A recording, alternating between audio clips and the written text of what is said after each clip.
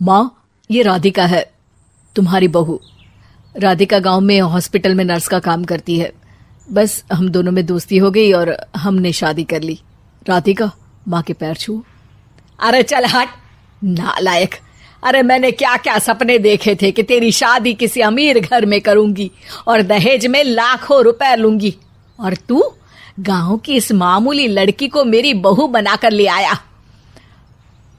लेकिन बेटे की जिद के आगे सुनीता देवी मजबूर हो जाती है। राधिका सुनीता देवी को फूटी आंख भी नहीं भाती थी।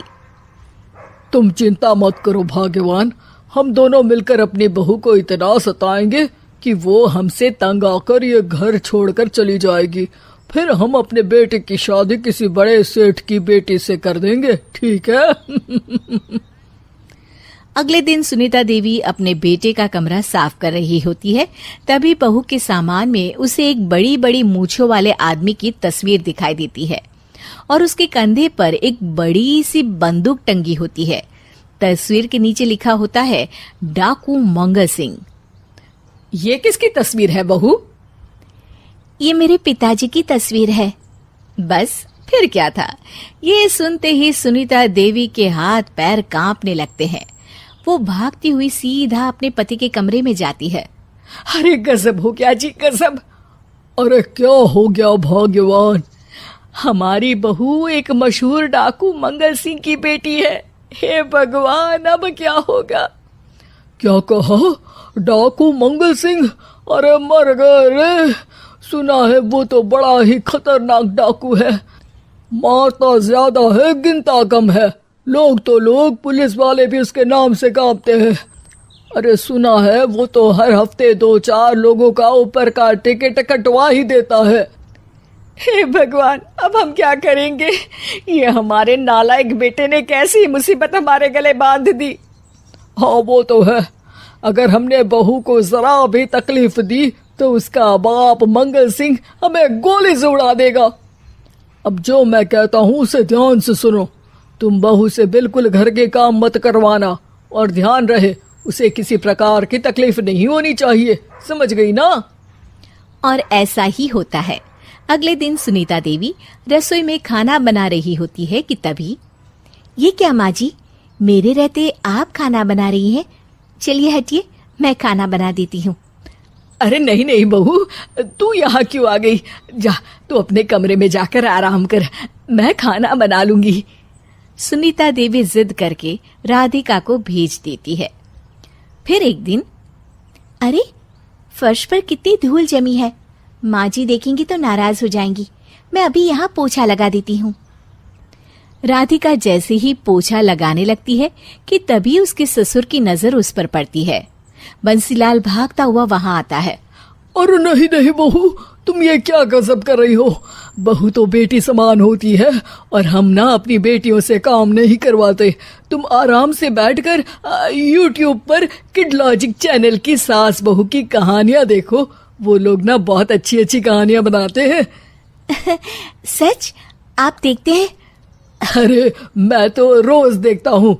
शहर की बहू तो मेरी फेवरेट कहानी है। हाँ, ये कहकर बंसीलाल पोछा लगाने लगता है। इस तरह राधिका के सास ससुर सारा दिन उसकी खुशामद में लगे रहते हैं और उसे किसी महारानी की तरह रखते थे। कैसा लगा बहू? पिज्जा टेस्टी तो है ना? अच्छा, मीठे में क्या खाओगी बोलो तो? माँ जी, मुझे तो काजू कतली बहुत पसंद है और उसके बाद 1 गिलास लस्सी मिल जाए तो मजा आ जाएगा। ये सुनते ही सुनीता देवी अपने पति को कोहनी मारते हुए कहती है, अरे सुना नहीं बहू क्या मांग रही है?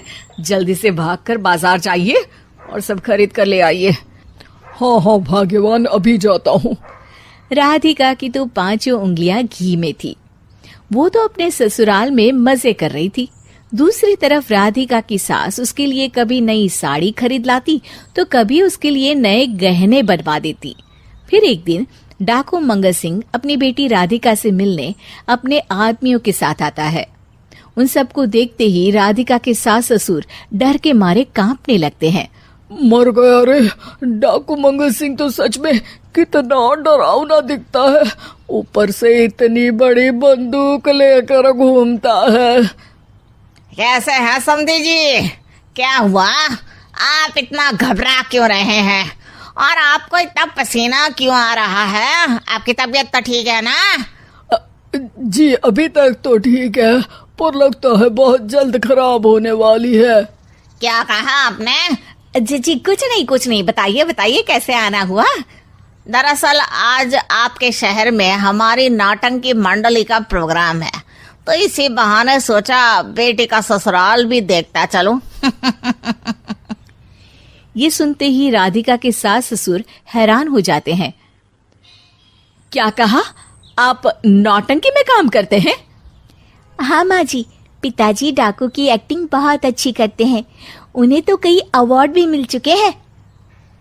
और ये बंदूक, ये तो असली लगती है। तभी राधिका के पिताजी अपनी नकली मूंछ निकालते हुए कहते हैं, इस मूंछ की तरह यह बंदूक भी नकली है। ये तो छर्रे वाली बंदूक है, इससे तो मैंने आज तक चिड़िया भी नहीं मारी। और खोदा पहाड़ और निकला चूहा। इसका बाप तो मामूली नौटंकी वाला निकला, और हम इससे डर कर बहू की नौकरों की तरह सेवा कर रहे थे। आपने सही कहा जी, इसके पीछे मेरे कितने पैसे खर्च हो गए, और काम कर करके मेरी तो कमर टूट गई सो अलग। अरे बहू, तूने अपने पिताजी के बारे में हमें पहले क्यों नहीं बताया?